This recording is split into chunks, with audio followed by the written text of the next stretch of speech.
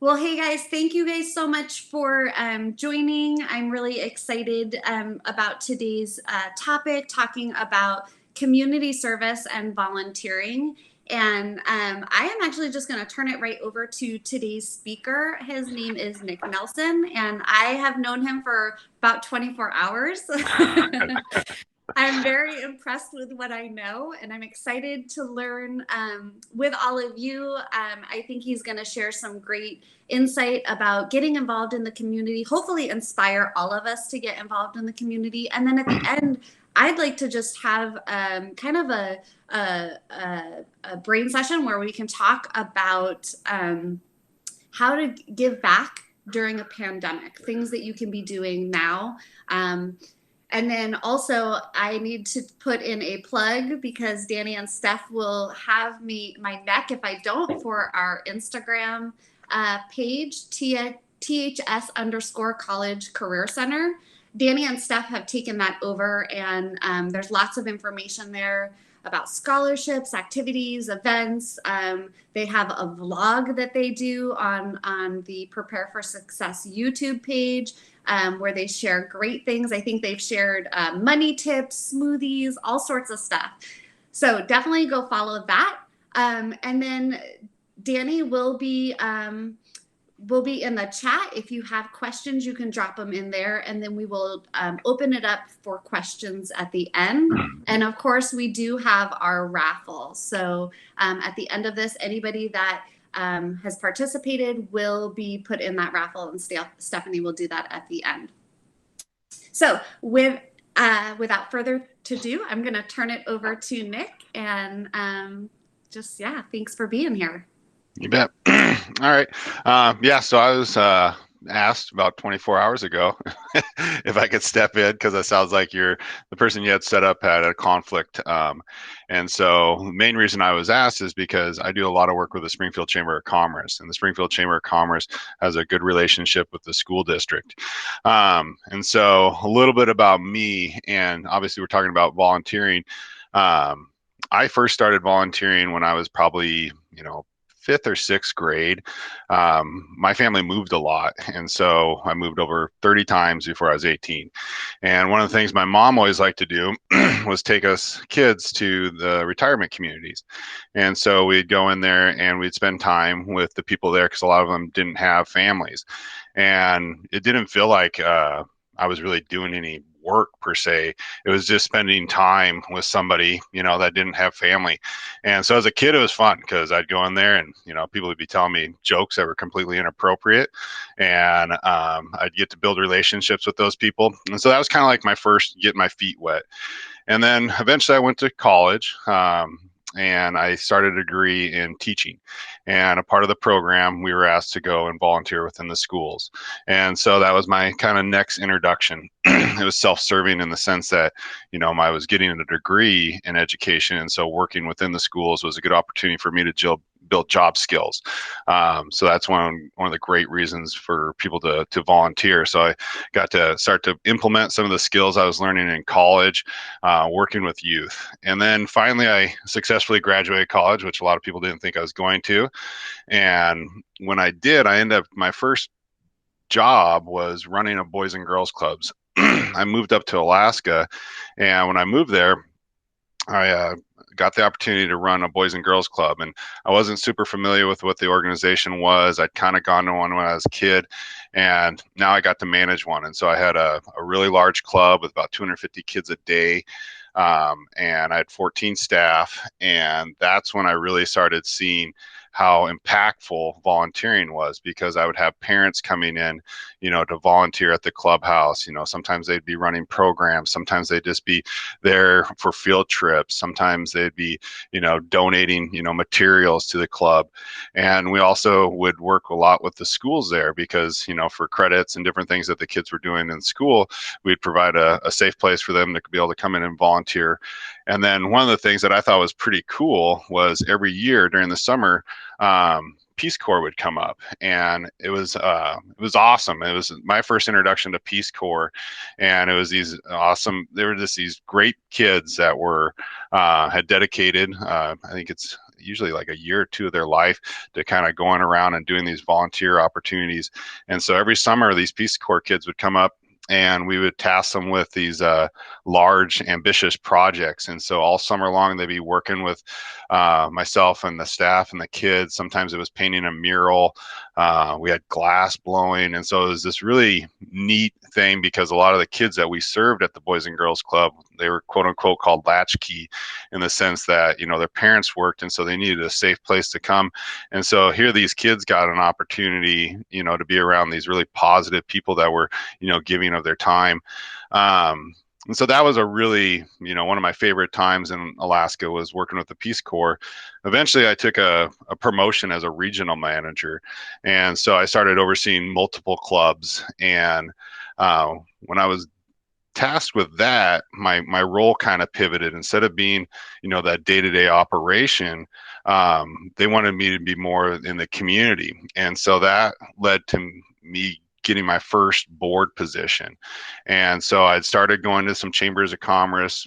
Main reason was a network. And so a lot of times when you're, either post high school or in college or post college, a great place for people to look is the Chamber of Commerce because it's a way to get kind of plugged into the community.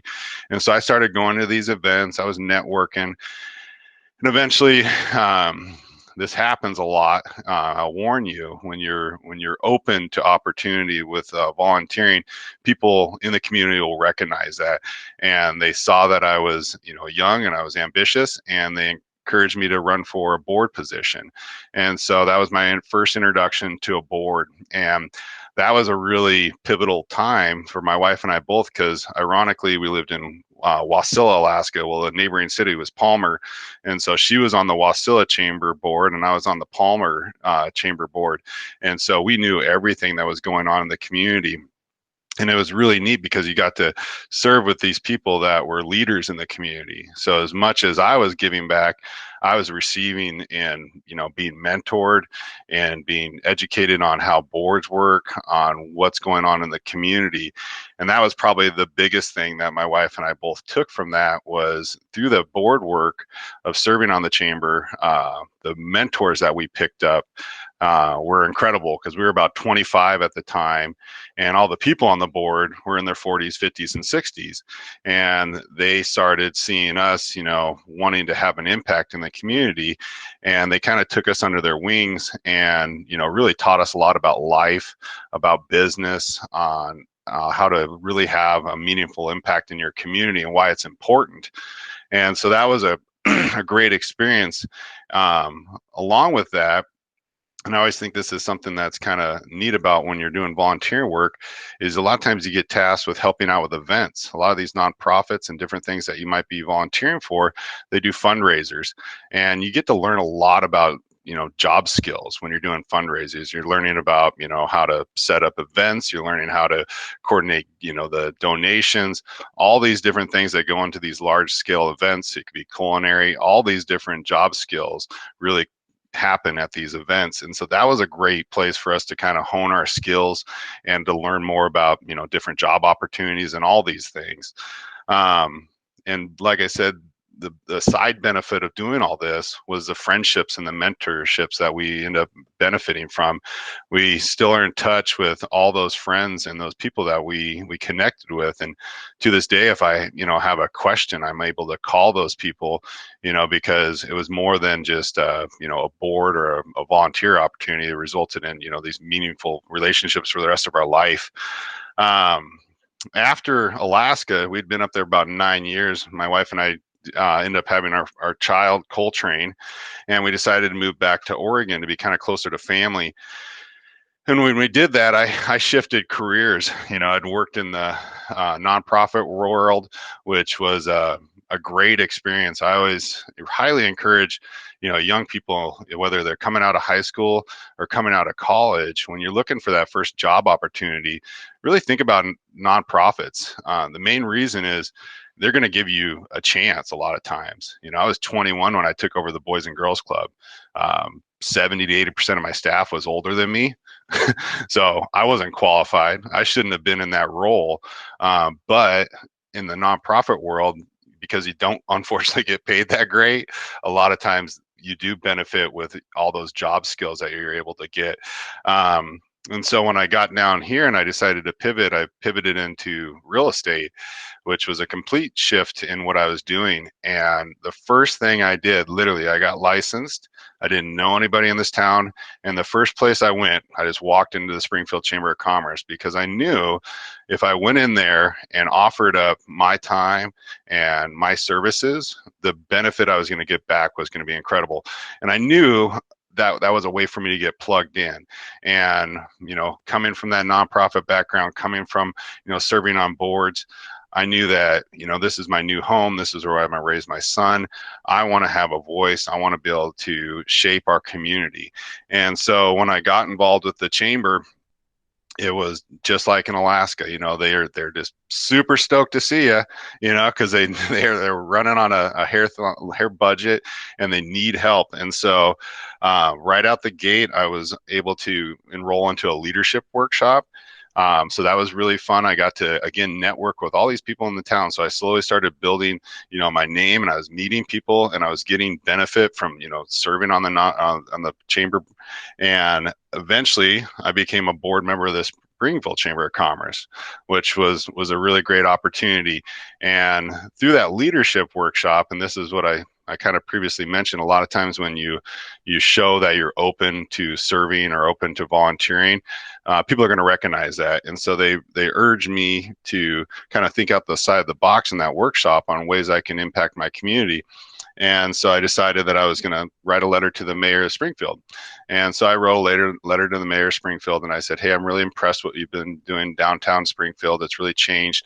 And so I said, I'd love to have coffee with you. And so that led to the mayor reaching out and saying, hey, let's get a cup of coffee. So I went into her office, we sat down, we talked. I kind of told her a little bit about myself. And right then and there, she's like, you need to get involved at a city level.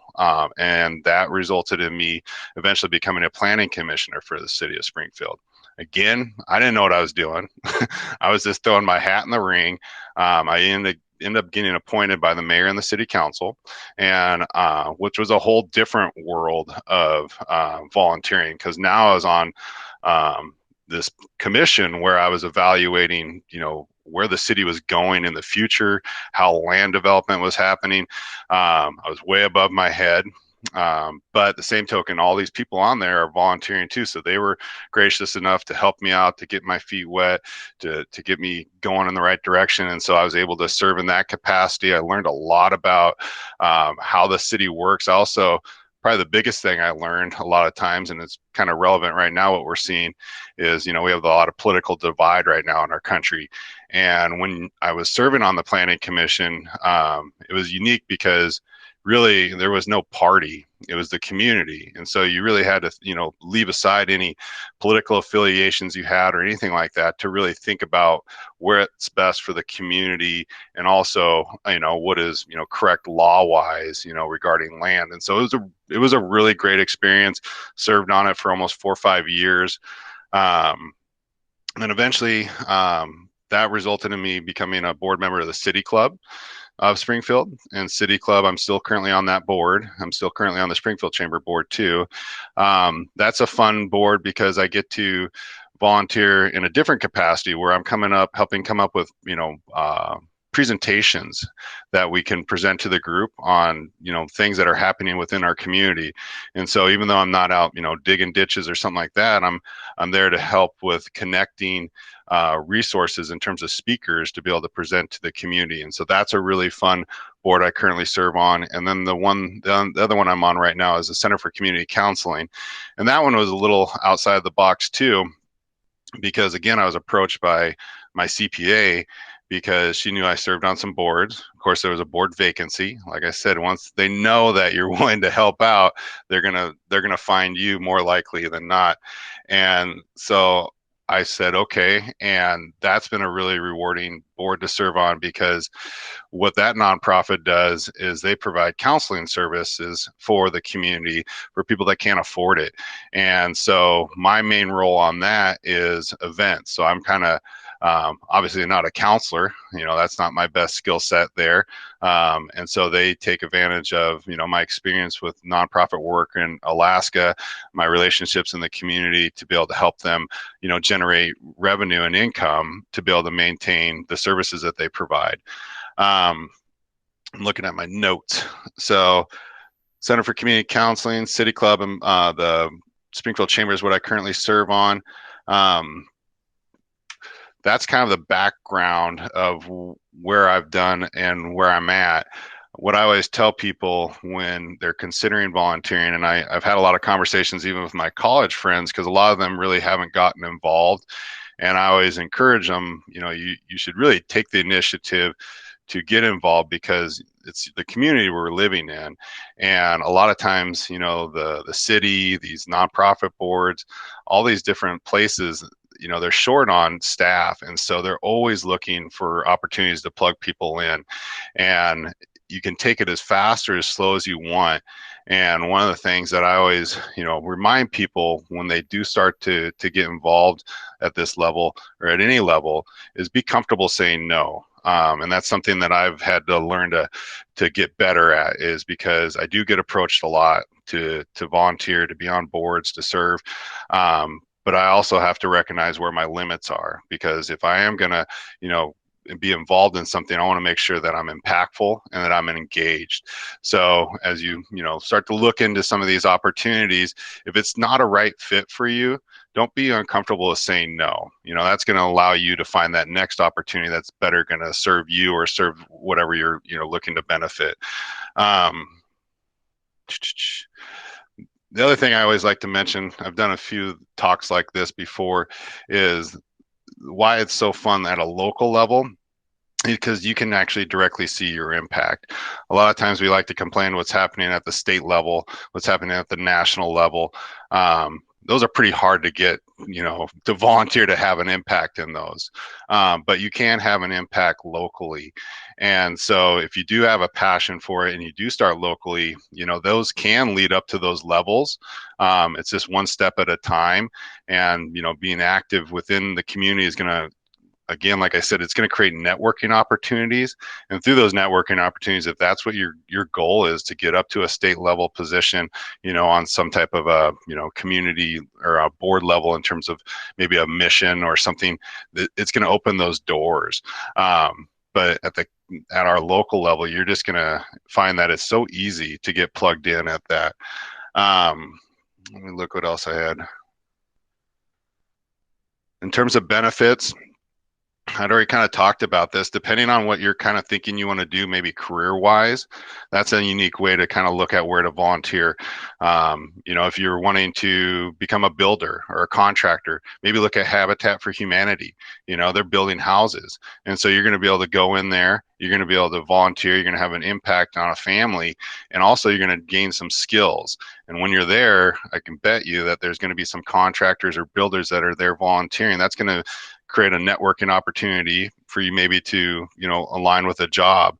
Or if you have a passion for helping people at a medical level, my sister's a volunteer coordinator at Peace Health, and so she's constantly bringing in college kids and high school kids to volunteer, a lot of times that are in line with what their professional goals are. And also I think, for me, example, I've gone through 3 different career shifts, from nonprofit work. I also have a second degree where I worked in the oil and gas industry in Alaska, and now real estate. And so through volunteering, you can maybe test those waters before you invest in a degree like me. I have 2 degrees. I'm not necessarily using them. So maybe go out there and find like, hey, I really think I want to be an electrician. Well, maybe go see if there's a way you can volunteer at that level. And maybe you go, I don't really like standing outside in the rain, messing with live wires, and so it might save you some time. Again, it's self-benefiting, but there's no problem with it if it's benefiting you. The biggest one I always think is networking. You're going to get so much from the network that you build, the tribe that you have. And so the more people the more people you're going to be able to lean on as you grow yourself professionally and at a level in terms of leadership. So even though sometimes networking has a bad connotation, when you're volunteering, it happens so naturally when you start to build relationships with these people, because you're either, if you're on a project that you're volunteering on, you're talking about that, but then you're also getting insight into that individual. And so those people then are going to remember you when they see opportunities, either for leadership in the community or maybe job opportunities. I know a lot of people that I've encouraged to come, especially at the Chamber of Commerce, has led them to different career paths and career opportunities just because of the networking they've done within that nonprofit. And then of course friendships. I can keep chattering on, or I can see if there's any questions. We do have a few questions. Cool. One of them is, how do you recommend students find ways to get involved that correlate with their interests? I think you kind of just answered this, but if you just want to reiterate. So I'm, of course, like, I'm on the Springfield Chamber of Commerce board. I think that they're a great resource. So say whatever you're maybe toying with in terms of what you want to do professionally or the job, especially the Chamber of Commerce, you literally walk in there and they are going to greet you with a smile and a helping hand. They want to help you. And so if you go in there, and especially as a student, the relationship with the Chamber of Commerce and the school district is one where they truly want to help students in this community. So that's why they've kind of created the what's the job? I'm trying to remember there's The Career Connect. Yeah, the Career Connect. Yeah, so the job fair, things like that. So the chamber is constantly trying to find ways to help kids get introductions to certain careers. So I would really encourage you to maybe reach out to the Chamber of Commerce as a place, to get a resource of where you could look at. Awesome. Nick, and that kind of. Sorry. Go ahead, sorry, Jessica. Go. Quick. Nick, can you step back for a minute? And I'm not sure if everybody on this call, because we do have everything from freshmen all the way to seniors. There might be some people that don't know what the Chamber of Commerce is. Can you explain to them that? And then also for our students, if you guys do want to connect with them, let me know. And we have a great relationship with them. But I'm going to let Nick talk about what they are all about. Yeah. So I think the name commerce is kind of confusing. It's an old, I don't know why they named it. It was originally because obviously businesses. So the Chamber of Commerce, what they do, usually each individual town, there's a Chamber of Commerce. It's a nonprofit, and what they do is they have membership. And so to join the Chamber of Commerce, if you're a business, there's a cost. It might be $100, it might be $200. There's all kinds of different levels, and so when they join the Chamber of Commerce, it creates a couple different things. It creates, one, an opportunity for that business to network. And so that business is able to, get access to other members within the Chamber of Commerce. And then, like, specifically, like the Springfield Chamber of Commerce, what the staff is constantly trying to do is find ways to bring benefit to the membership. And so that could be through education. That could be through advocacy. Advocacy is a pretty big thing. When you're running a business or a nonprofit, a lot of times you have politicians who think they understand what's best for businesses. And so a lot of times the chambers of commerce are going there as a voice to say, hey, we get that you want to do X, but it's going to impact the businesses this way. And so they're doing a lot of advocacy at the state level and at the city and county level to make sure that those people that are making those decisions understand how it's going to impact businesses. And then they're also doing a lot of events. So they create a lot of opportunities for people to network via events. They do, morning ones. They do, now we're doing Zoom ones, obviously, because we're doing that type of thing. And then I'm trying to think of some of the other fun stuff that they do. It's basically a resource hub for businesses and nonprofits is the best way to kind of look at it. And so you can even be a member as just an individual. They even have that opportunity. And so I always have a lot of fun with them. And the main reason I like to spend my time and energy at the chamber is because I see a direct correlation to the health of our community with opportunity. So if our business and our people working in our community don't have good livable wages, that impacts our quality of life tremendously. And so if I invest my time into the chamber and they're propping up and supporting businesses and creating opportunities for people to have careers and lives here, I know that we're going to have a healthier, happier community. And so you could definitely see the correlation with why you would go to the chambers, because they are kind of that hub for businesses.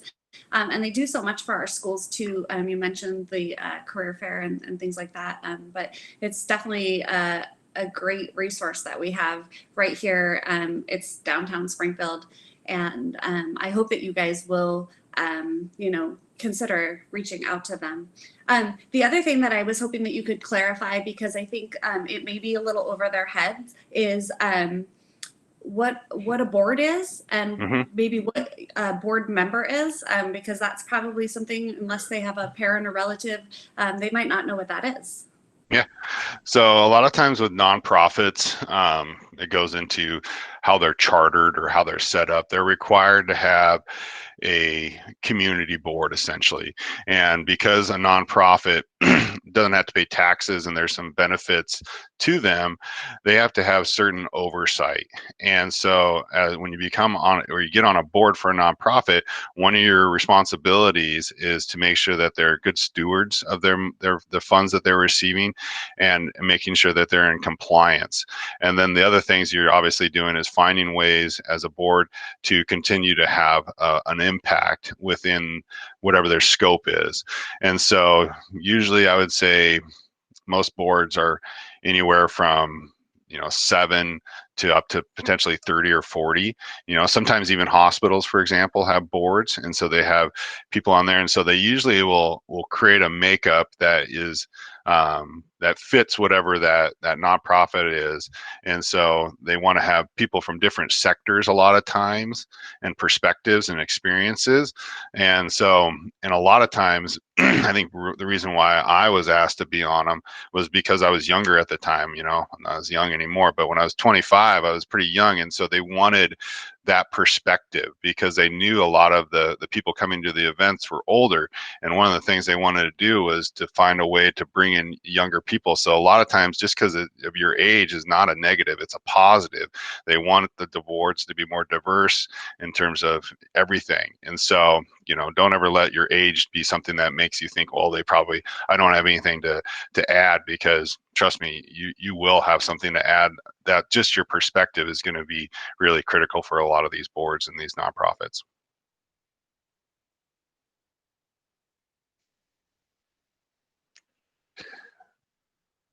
Any other questions? The only other question that I'm seeing is, what community projects are you guys currently working on, if there's any? I'm not sure if they're specifically talking about the Boys and Girls Club or something else, but. Well, and so that's another thing, I guess. I keep plugging the chamber, but so the chamber, one of the things that they really try to do is cultivate leadership. And so they're a good resource for just finding about volunteer opportunities outside of the chamber. And just like when I went through that leadership program, I've done 2 leadership programs. Actually, I did the leadership workshop at Springfield, where it was just hosted by Springfield. And then later I did the Eugene Springfield leadership program. And that one was a pretty cool one, because you had to get vetted and interviewed. They selected people, and somehow I conned my way into that too. And that was an 8-10-month program, where I was, hearing from all these different leaders in the community. And so they're constantly keeping track of different projects where people can get plugged into. So, like Willamette, for example, they would probably have a good idea if Willamette's having a tree planting opportunity coming up. And so if it's something where you just want to get out there and get sweaty, they're going to be able to point you in some direction of those. If it's something where you want more of a long-term opportunity to grow job skills, they're going to be able to point you in the right direction.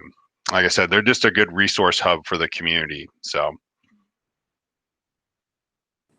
that's great. And that's actually a really good lead in to kind of a topic that I've gotten a lot of questions about is, how do you volunteer? How do you give back during a pandemic. And, I wrote a couple of things. Typically, we can have our students do the community gardens and the food pantry right there at Thurston, and help out with Willamette Lane, for different, like what's the thing they do at Doris Ranch with the haunted hayride, school carnivals, things like that. During a pandemic where students have all this time at home and we're social distancing, we have to be a little more creative. And so I'd be curious if, just you being connected with the community, if you have any ideas. I definitely have a short list, and definitely we want them to connect with the chambers, but just to kind of brainstorm some ideas right now. Um, During the pandemic, it honestly has been challenging. So what I've been seeing with a lot of nonprofits and different things, they're having to pivot because they're used to doing a lot of in-person things where people can kind of get their hands dirty. So being someone that's maybe younger, that's a little tech savvy, that's a skill set that a lot of these places might need. And so say there's a nonprofit that resonates with you, you can maybe reach out and say, hey, are you planning a digital event? Are you looking for help in your social media? Are you looking to get content across? Maybe it's as simple as helping share posts that they're doing. I mean, there's all kinds of different ways I think people can still get plugged in. There's still, I think, opportunities for helping with food drives, for clothing drives. All those things are still happening. It's just we're trying to do it safely, And so I would probably say if you have I think what I would tell you is find a nonprofit first. If you find that nonprofit for whatever reason, whatever they're doing that you can get behind, just reach out to them and say, hey, I know this is challenging times. How can I help? And I guarantee they're going to find a way. Maybe it's data entry, maybe it's, I don't know what it is, but they'll find a way to plug you in because they're typically not going to turn away, someone that's wanting to help them.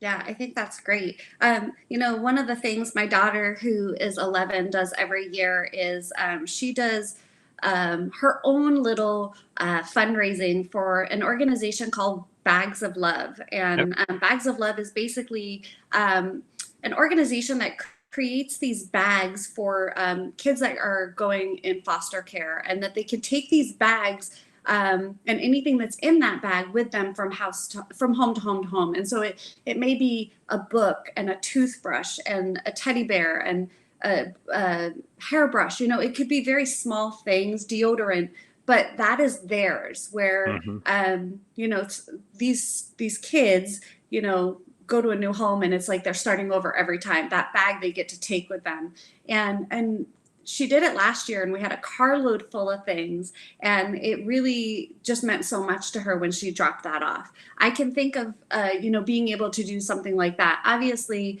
we have to take into consideration that there are restrictions and things like that. So getting in touch with the organization ahead of time to find out what you can and can't do. So some things, I know there's a lot of students right now trying to say, well, what can I do at home? And Food for Lane County does a lot of canned food drives. So that is something that maybe within your network, your circle, your family, you can do a food drive and canned food and have that, and then be able to drop it off without contact and things like that. I think the other thing too that's really important is raising awareness about these not-for-profits. So I think that, Nick, you mentioned so many, I wrote down so many amazing things that you get from volunteering, from helping you develop as a person and professionally, building that network. There's job skills, leaderships, career exploration. But I just think that it's got to be something that you're really passionate about, and it's got to be something that means a lot to you. Otherwise, you're not going to have that same level of passion Nick does if it's not something that you're interested in. So I love Habitat for Humanity, because if you want to work with your hands, that's a great organization. We have connected with Peace Health and Mackenzie Willamette for people that want to go into that organization. I think it's just about figuring out what you want.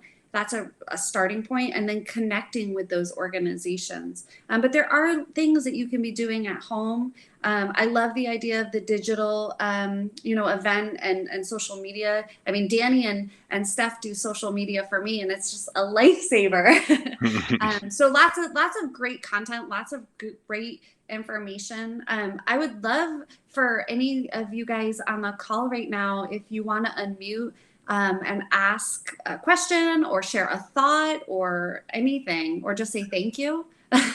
I got one other thing that when you were talking made me think of, during this year's been tough. It's been tough on a lot of people. And there's a lot of people that are isolated right now. And a lot of our seniors are isolated. They're in those homes and they can't leave. And so I've seen some stuff on social media and articles where people contact those communities and write letters, to those people. So that could be something where you could, easily do at home.